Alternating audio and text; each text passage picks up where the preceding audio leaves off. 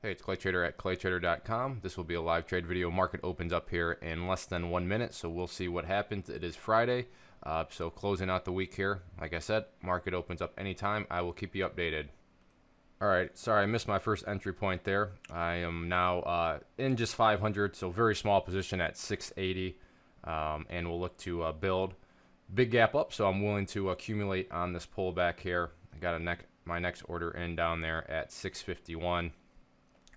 So we'll see if it can get down there or not. And I'll start to scale out if it wants to head back up. You know, I like the odds of it at least testing $7 again. So we'll see what happens. But there are no guarantees, so you always got to keep that in mind too.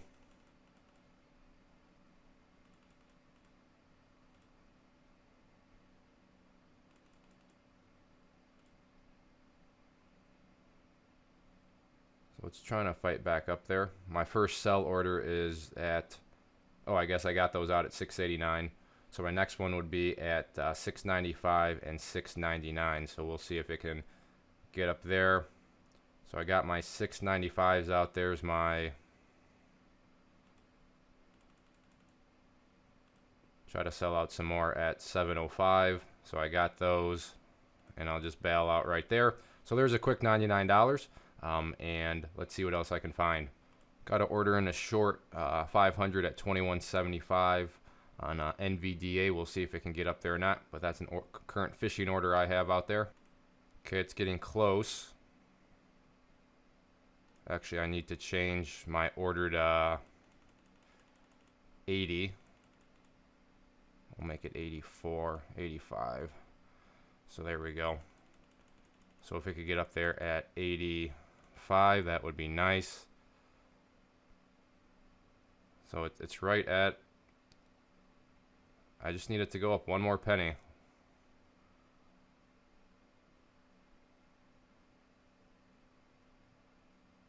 And it looks like I might have missed it.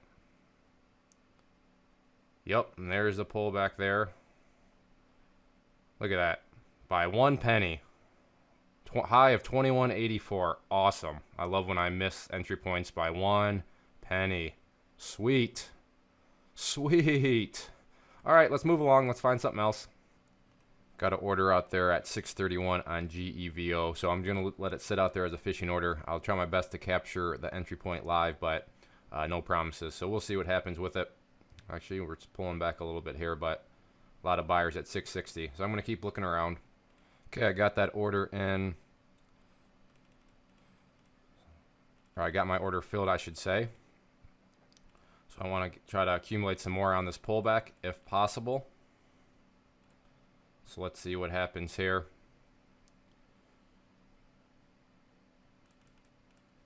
I have some orders in a sell at 640 and then 643 on the bounce. So let's see what happens.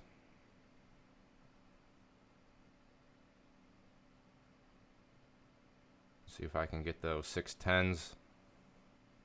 I got, okay, there I go. Got some of those. See if I can get those 6s. Nice, got those. Ooh, and this is nice action. Want to take advantage of that.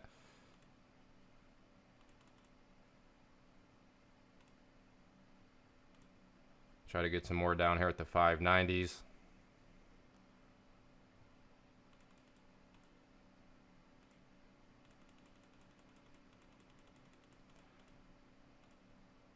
Scatter some sell orders out there for any sort of bounce. So let's see what happens with any bounce action here. So 1500 at 614. So still, you know, a small position when you're, you know, we're talking about a sub $10 stock here. Big pullback here. A lot of sellers there at 610, but also a lot of buyers there were trying to take them out. So there's clearly some resistance there at 610. So it's looking like that's the magic level that needs to get through. Got through that. So there, got a bunch of them out there.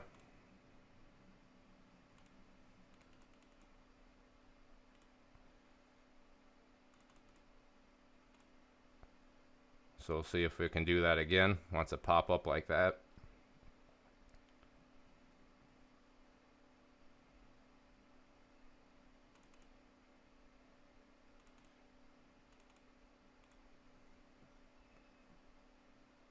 Got to get through this 618 area.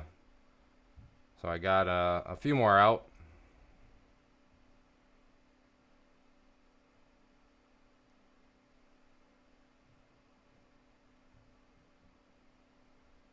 The 618 area. Currently the kind of the thorn in the side of this upwards bounce right now.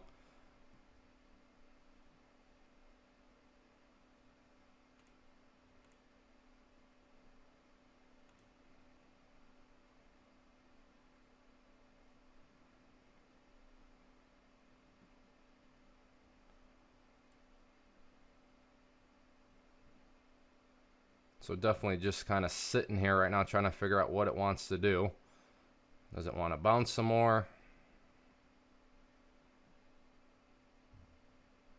But 618, that's still the level that stands out to me in terms of the level that really needs to be broken through in order to get any sort of continued upwards movement here.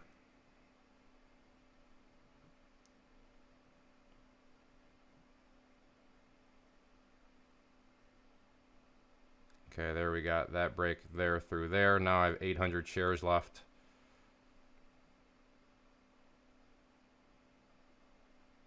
$700 shares left now.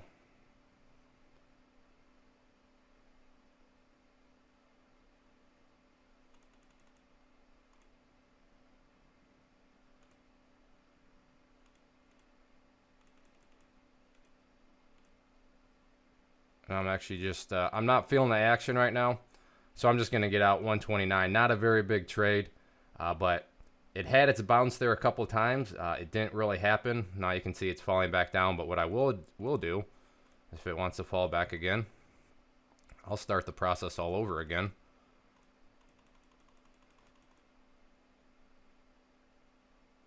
Uh-oh.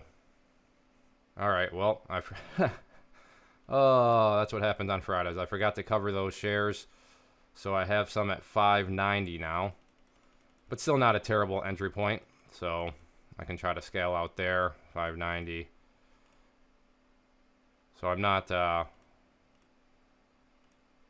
could I have gotten a better entry point? Yeah, I would have liked a better entry point. But by no means would I consider that you know, a terrible entry point. And now I'm down to 300 shares left.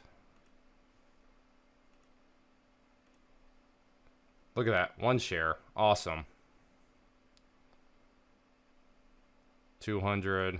So I just need a... There we go. All right. So 157. That last one was somewhat of an accident. But, you know, that's kind of the good thing about charts is, you know, even if you kind of screw things up in terms of forgetting to cancel orders, usually those orders are at logical spots anyway. So you can still kind of have a little bit of grace in there, which is what I had. But I would like if it wants to fall back down.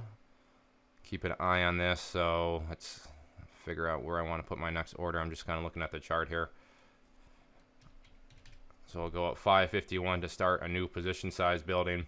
So 157, like I said, I would have liked to made a little bit more, but that just that move right here when I was trying to get through that, you know, 618, but 623 bounced off of there 2 times, couldn't quite do it. May very well get up there, but you know, I wanted to try to build a little bit better of a position down here. And then, of course, I got the 590s, but, you know, that was definitely not on purpose. So I wanted to just mainly hop out of that trade since it was never intended in the first place. In hindsight here, I could have hung on and made that much more, but that is hindsight. All right. I wanted 300 shares there, only got 100, and then it started to pull back. So I just covered there for a quick 9 cents. I can... want to try starting the position all over again. This time we'll go up there at 69 cents. So I'll just a small little starting 300 shares, so not a lot of shares or anything like that, and we'll see what happens. So I'll try the position size building up there at 69. All right, it's heading up there. Let's see if I can get some filled at 69. Let's give it another try here. Actually, it's looking like to me it could really make that much more of a move. So I'm going to go up to 79, just looking. Keep in mind, I do have other time frame charts open, so I'm not only looking at this chart, which is the 2-minute chart. So we'll see if it can get up there to 79. I will keep you updated. We're actually over 10 minutes already, so I'm really going to get, I don't want to drag this video out too long. Okay, whoops. I had 300 shares short at that 79, which you saw me put in. I didn't quite get the entry point. I've already scaled out of 200 of those. Now looking to sell the final bit at 49.61. If it can get down there.